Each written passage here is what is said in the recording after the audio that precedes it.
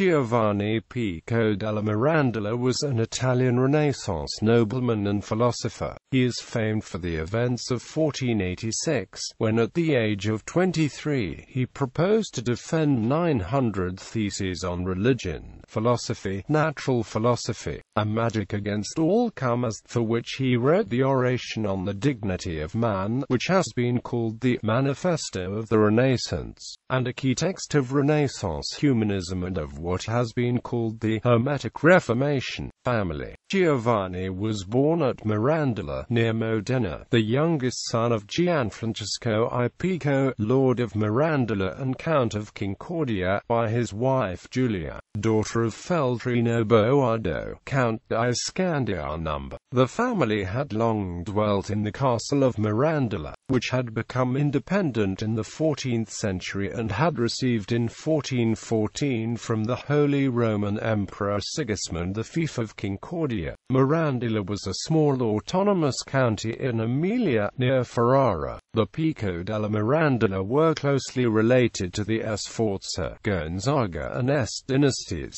and Giovanni's siblings were the descendants of the hereditary rulers of Corsica, Ferrara, Bologna and Forli. Born 23 years into his parents' marriage, Giovanni had two much older brothers, both of whom outlived him. Count Galeotto I continued the dynasty, while Antonio became a general in the imperial army. The Pico family would reign as dukes until Mirandola, an ally of Louis XIV of France, was conquered by his rival, Joseph I, Holy Roman Emperor, in 1708 and annexed to Modena by Duke Rinaldo d'Este, the exiled male line becoming extinct in 1747. Giovanni's maternal family was singularly distinguished in the arts and scholarship of the Italian Renaissance. His cousin and contemporary was the poet Matteo Maria Boardo, who grew up under the influence of his own uncle, the Florentine patron of the arts and scholar poet Tito Vespasiano Strozzi. Education. A precocious child with an exceptional memory, Giovanni was schooled in Latin and possibly Greek at a very early age. Intended for the church by his mother, he was named a papal protonotary at the age of 10, and in 1477 he went to Bologna to study canon law. At the sudden death of his mother 3 years later, Pico renounced canon law and began to study philosophy at the University of Ferrara. During a brief trip to Florence, he met Angelo Poliziano, the courtly poet Girolamo Benevieni, and probably the young Dominican monk Girolamo Savonarola. For the rest of his life he remained very close friends with all three, including the ascetic and anti-humanist Savonarola. From 1480 to 1482, he continued his studies at the University of Padua, a major center of Aristotelianism in Italy. Already proficient in Latin and Greek, he studied Hebrew and Arabic in Padua with Elia del Medigard, a Jewish Averroes,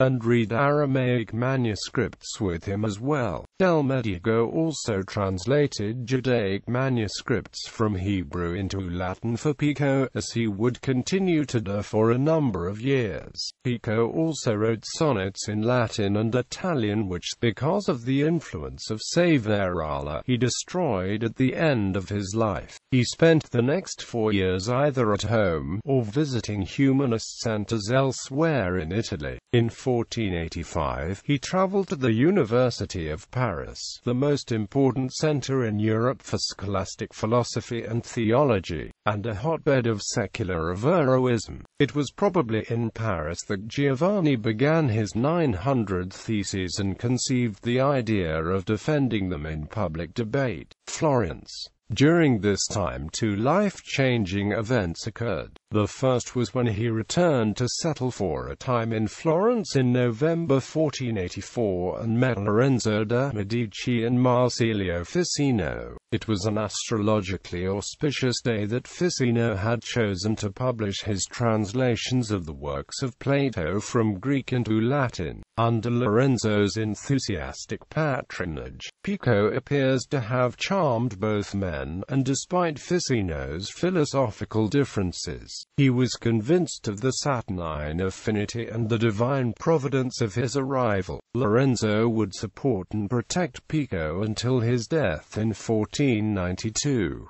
Without Lorenzo's support, it is doubtful that Pico would have survived the 10 years beyond Lorenzo's death. Soon after the stay in Florence, Pico was traveling on his way to Rome, where he intended to publish his 900 theses and prepare for a congress of scholars from all over Europe to debate them. Stopping in Arezzo, he became embroiled in a love affair with the wife of one of Lorenzo de' Medici's cousins. It almost cost him his life.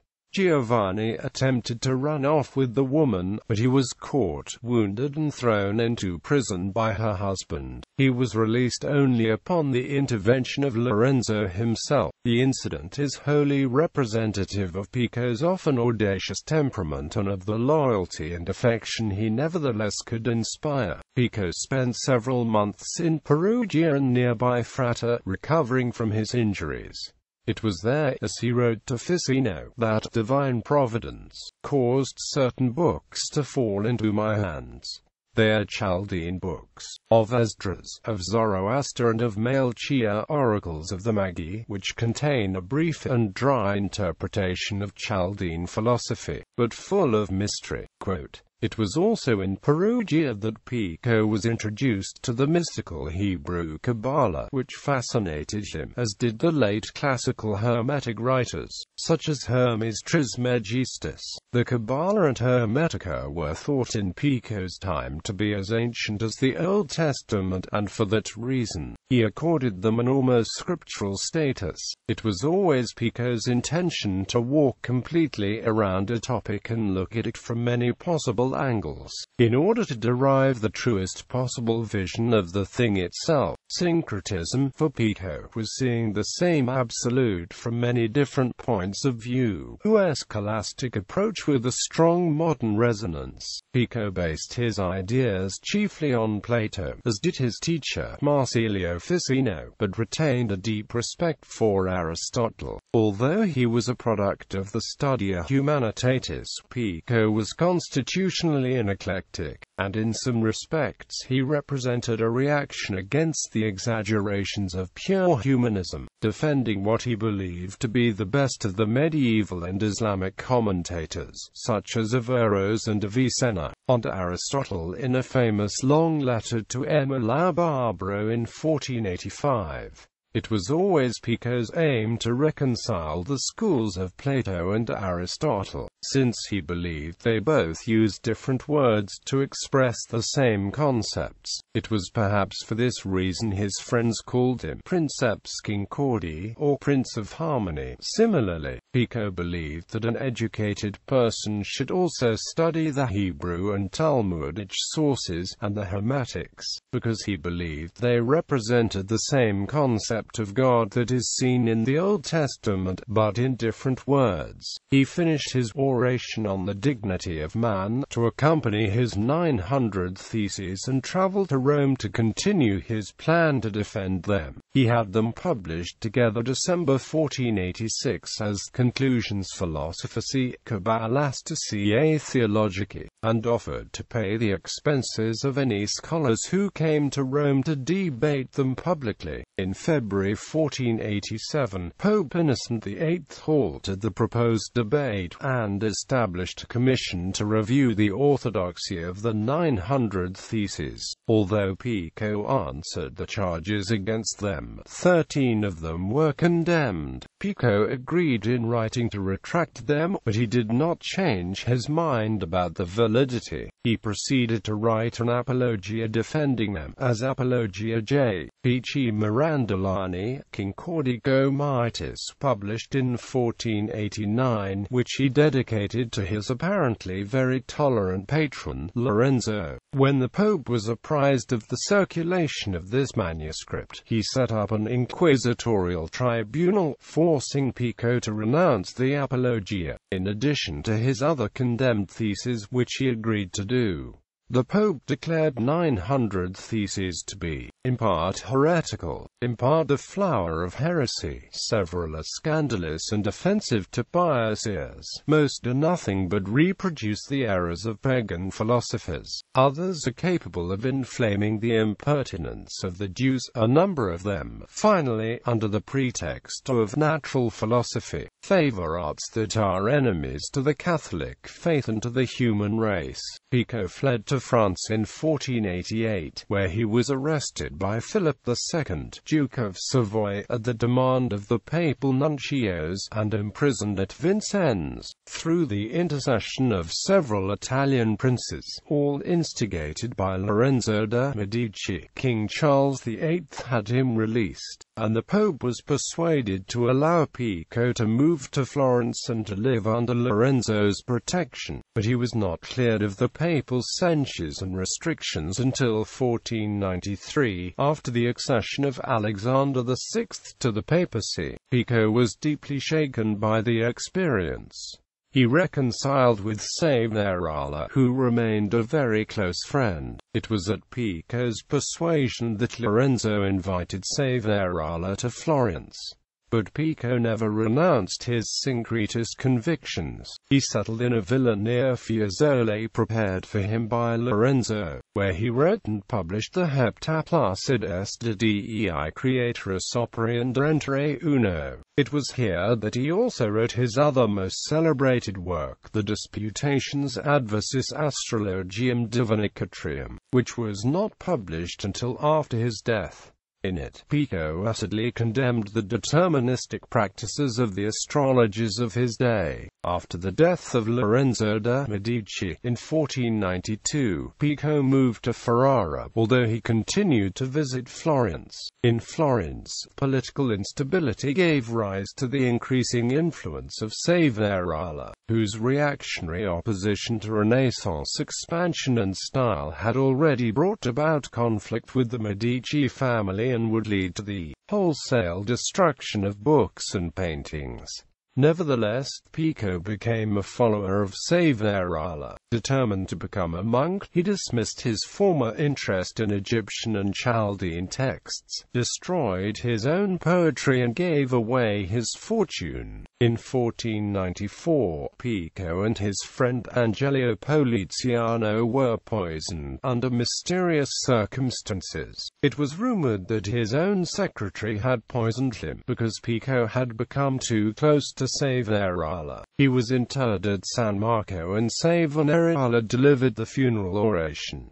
Ficino wrote, "Our dear Pico left us on the same day that Charles VIII was entering Florence, and the tears of men of letters compensated for the joy of the people, without the light brought by the King of France. Florence might perhaps have never seen a more somber day than that which extinguished Mirandola's light." In 2007, the bodies of Poliziano and Pico della Mirandola were exhumed from St. Mark's Basilica in Florence. Scientists under the supervision of Giorgio Grappioni, a professor of anthropology from Bologna, will use current testing techniques to study the men's lives and establish the causes of their deaths. A TV documentary is being made of this research, and it was recently announced that these forensic tests showed that both Poliziano and Pico likely died of arsenic poisoning, probably at the order of Lorenzo's successor, Piero de' Medici. Writings.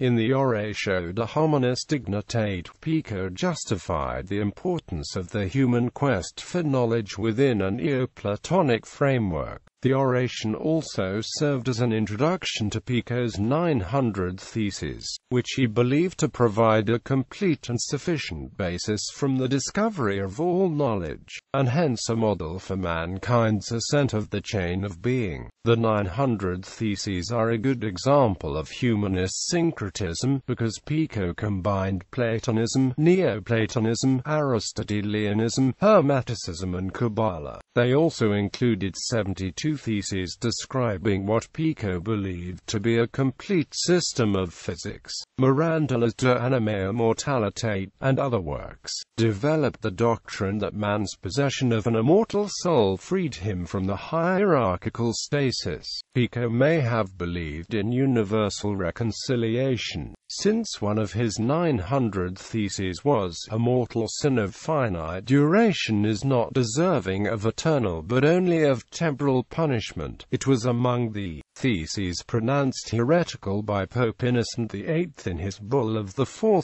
August 1487. In the Oration he writes that human vocation is a mystical vocation, that has to be realized following a three-stage way, which comprehends necessarily moral transformation, intellectual research and final perfection in the identity with the absolute reality. This paradigm is universal, because it can be retraced in every tradition. A portion of his Disputations Adversus Astrologiam Divinatricem was published in Bologna after his death. In this book Pico presents arguments against the practice of astrology that have had enormous resonance for centuries, up to our own time. Disputations is influenced by the arguments against astrology espoused by one of his intellectual heroes, Street, Augustine of Hippo, and also by the medieval philosophical tale He Ibn Yaqzan, which promoted autodidacticism as a philosophical program. Pico's antagonism to astrology seems to derive mainly from the conflict of astrology with Christian notions of free will, but Pico's arguments moved beyond the objections of Ficino, who was himself an astrologer.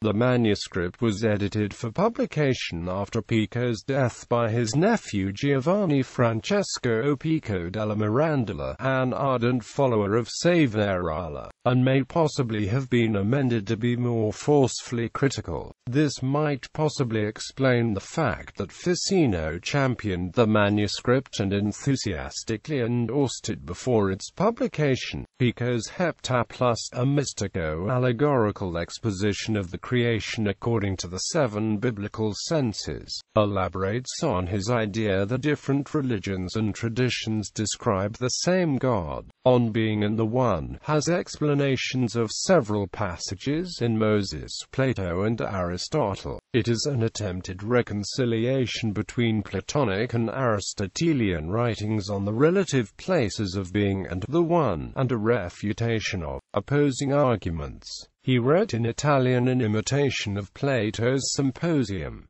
His letters are important for the history of contemporary thought. The many editions of his entire works in the 16th century sufficiently prove his influence. Another notorious text by Giovanni Pico della Mirandola is De Omnibus Rebus et Equibus Tam Alis, of all things that exist and a little more, which is mentioned in Commentaries on Thomas More's Utopia and makes fun of the title of Lucretius de Rerum Natura.